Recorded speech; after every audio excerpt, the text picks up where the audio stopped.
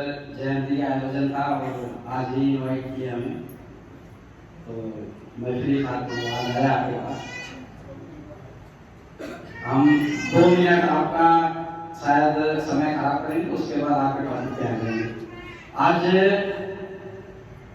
बाबा साहब का जन्मदिन मनाने के लिए हम यहाँ इकट्ठे हुए हैं। आज से 3 दिन पहले यानी 11 अप्रैल को बाबा साहब ने जिसको अपने जीवन में पहला गुरु माना, जिससे उनको प्रेरणा मिली पढ़ने की, जिससे उनको प्रेरणा मिली समाज के लिए कुछ करने की, वो ये महापुरुष है। हम 2 मिनट इनके बारे में बताएंगे, फिर बाबा साहब के बारे में बताएंगे, क्योंकि 11 अप्रैल को इनका जन्म हुआ था और 14 अप्रैल को बाबा साहब था, लेकिन सन अलग अलग था। 11 अप्रैल 1827 को फूले साहब का जन्म हुआ था। महाराष्ट्र में एक शहर है पुणे, और अगर ये शख्स पैदा न हुआ होता इस देश में तो शायद अम्बेडकर का भी जन्म न होता, या पैदा होते भी तो इस शख्सियत के हिसाब से नहीं कि पूरा दुनिया बाबा साहब का जन्मदिन मनाए। आप सबको पता है, अगर पता नहीं है तो अंदाजा लगा लीजिएगा। आज हमारे बीच में कुछ बुजुर्ग माताएं बैठी हैं। अपने समाज में जितनी भी बुजुर्ग माताएं होंगी वो लगभग अनपढ़ होंगी। पुरुष तो मिल ही सकते हैं पढ़े लिखे, लेकिन महिलाएं पढ़ी लिखी नहीं मिलेंगी। इन महिलाओं को पढ़ने का अधिकार नहीं था इस देश के अंदर, वो चाहे किसी भी कास्ट की हो, किसी भी कास्ट की हो, किसी भी धर्म की हो।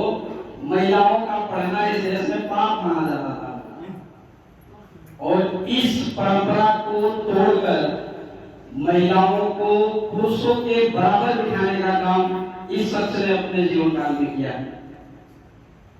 और इनके जीवन की तो बहुत ही गंभीर घटनाएं थी जिसको समाज आज भी स्वीकार नहीं कर सकता।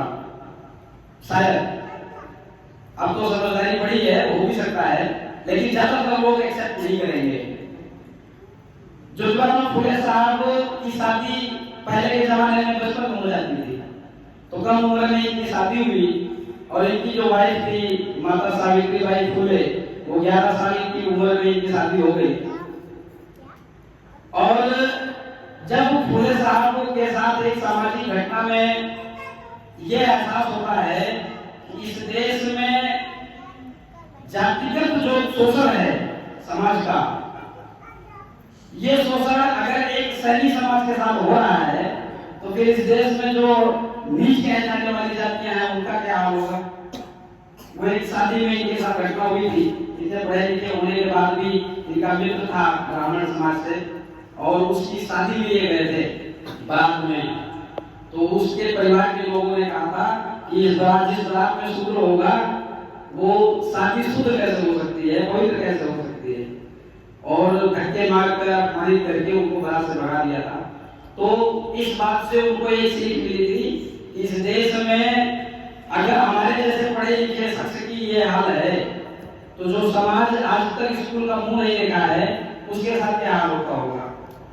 और वहां से उन्होंने पढ़ लिया कि हम इस देश में जिनको पढ़ने का अधिकार नहीं है उसके लिए हम अपना जीवन जिएंगे, और सबसे पहले इस देश में एससी एसटी और ओबीसी के लिए, खासकर महिलाओं के लिए जो स्कूल खुले या जो शिक्षा शुरू हुई वो फुले दंपति ने शुरू किया था।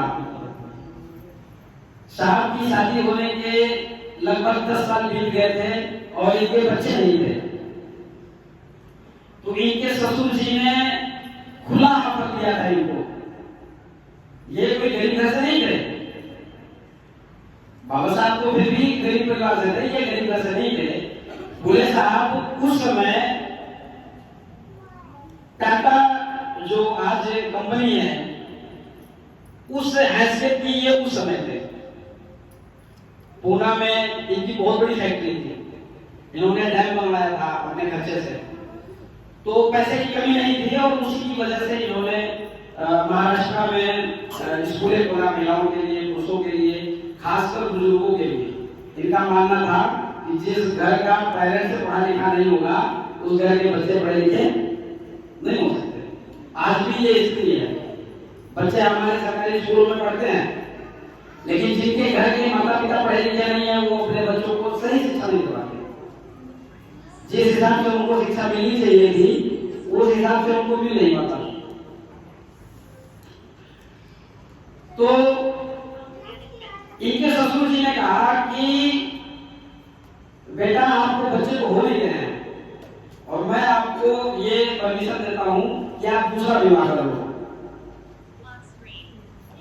तो फूले साहब ने उस जमाने में महिलाओं का सम्मान करते हुए कहा था, इस बात की कोई गारंटी है क्या कि हमारी पहली बीवी के बच्चे नहीं हुए तो दूसरी को होंगे? बोला हम बगैर बच्चे के अपनी बीवी के साथ जीवन जिएंगे और समाज में काम करेंगे, हमें बच्चों की जरूरत नहीं है। और इन्होंने जो अनाथ बच्चे होते थे ऐसे बच्चों को अडॉप्ट किया। उनमें से ही एक इनका जो सबसे करीबी बच्चा था वो इनका वारिस बनता है, बाद में जो इनके कारोबार को आगे बढ़ाता है। साहब ये 1990 में इनका डेथ होता है और 14 अप्रैल 1891 में बाबा साहब का जन्म होता है। और आप लोगों ने एक महापुरुष का नाम सुना होगा, राजा शिवाजी, जो पढ़े लिखे हैं, थोड़ा सा उनको पता होगा शिवाजी के बारे में। आज अलग अलग जाति के लोग बताते हैं वो हमारे जाति का है। शिवाजी की जो सही हिस्ट्री थी उसकी खोज करने वाला ये पहला शख्स था जिन्होंने उनकी कबर को ढूंढा था और उनके नाम पर इन्होंने मेला लगाना शुरू किया था। सत्य सुंदर समाज के नाम से इन्होंने एक संस्था बनाई थी और उसके मेले लगते थे। इसका एक लंबा इतिहास है। बाद में महाराष्ट्र में आप लोगों को पता है कि ये गणेश उत्सव मनाया जाता है। वो गणेश उत्सव इनके मेले की वजह से ही लगता है। ये एक लंबी चर्चा होगी। आज हम जिस पर्पज से बैठे हैं वो बाबा साहब की जयंती का अवसर है, तो समस्त ग्रामवासियों को, यहाँ उपस्थित सभी भाइयों बहनों को, माताओं को बाबा साहब की जयंती का हार्दिक बधाई। आज हम लोग यहाँ इकट्ठे होकर किसी एक ऐसे शख्स की जयंती मना रहे हैं जिससे ना अपना कोई रिश्तेदारी है, ना वो अपने परिवार का है, ना वो अपने हरियाणा का है, ना तो कभी हम इनके जो घर है वो कभी देखने गए। कितने लोग इनके घर गए देखने? शायद कोई नहीं गया। लेकिन जिसको हम जानते ही नहीं है उसका जन्मदिन मनाने के लिए यहाँ बैठे हैं। कल हम भी मरेंगे, हमारा भी कोई मनाएगा क्या? ऐसे तो देश में बहुत सारे पैदा हो गए मर गए, किसको जानता है कौन? लेकिन अगर किसी को मरने के 133 साल हो गए, बाबा साहब को पैदा हुए 133 साल पहले पैदा हुए थे, आज 133 साल बाद हरियाणा के एक छोटे से गांव में कुछ लोग मिल करके बाबा साहब को याद कर रहे हैं। तो इसका जो सबसे बड़ा रीजन है वो रीजन ये है कि हम आज इस लायक हुए कि हम किसी को याद कर रहे हैं। पहली बात, आज हम इस लायक हैं कि उनके बारे में पढ़कर दूसरों को बताते हैं कि बाबा साहब की वजह से आज हम पढ़ रहे हैं। अभी लोग आपका समझ रहा है, कोई उपवास रखा हो तो मत मानिएगा। जब इनके पास खाने को नहीं था तब ये ऐसे भूखे मर रहे थे, दूसरों की गुलामी करके। बाबा साहब ने संघर्ष किया और इनको रोजी रोटी की व्यवस्था की। अब इनके का खाने को हो गए, भगवान के नाम पे भूखे रह रहे हैं। जब हम जानवरों जैसी जिंदगी जी रहे थे, यानी हमारे पुरखे जो जानवरों जैसे अपना जीवन यापन कर रहे थे, उस समय इस दुनिया का कोई भी देवता नहीं आया उनकी किस्मत को बदलने, उनके भाग्य को बदलने, उनकी स्थिति को बदलने। बाबा साहब ने इस परिस्थिति को बदलने के लिए अपना पूरा जीवन कुर्बान कर दिया। यहाँ पर बैठे अब मत मानिएगा, कोई भी पर्सनली मत लीजिएगा, मैं इलाहाबाद से बिलोंग करता हूँ और बहुत पढ़ा लिखा भी हूँ, सर्विस भी छोड़ दिया और आग के बीच खड़ा हूँ।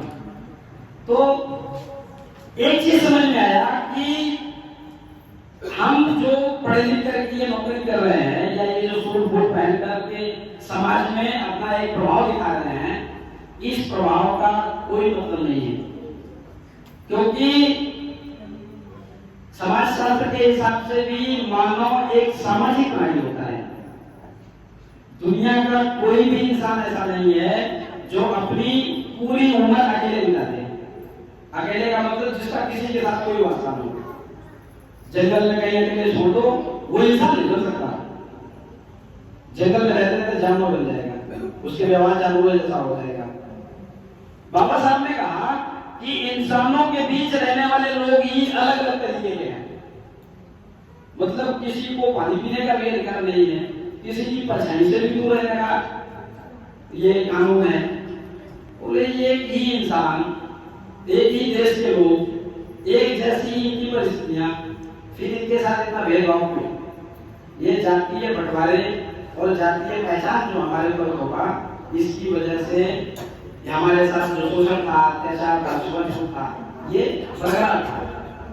बाबा साहब ने इन सब को तोड़ते हुए भारतीय संविधान बनाया। और जो पढ़े लिखे लोग हैं इनको पता होगा कि भारतीय संविधान में किसी जाति की चर्चा नहीं है। और हम पढ़ने के बाद भी अपने घरों में, अपने समाज में अपनी जाति को अपना समाज बताते हैं। ऐसा ही है ना समाज में, केवल अपना ही नहीं, सबका, सारे अलग अलग जाति के लोग अपनी जाति को अपना समाज बताते हैं, जबकि वो समाज हो ही नहीं सकता। बाबा साहब ने समाज बनाया मानव का।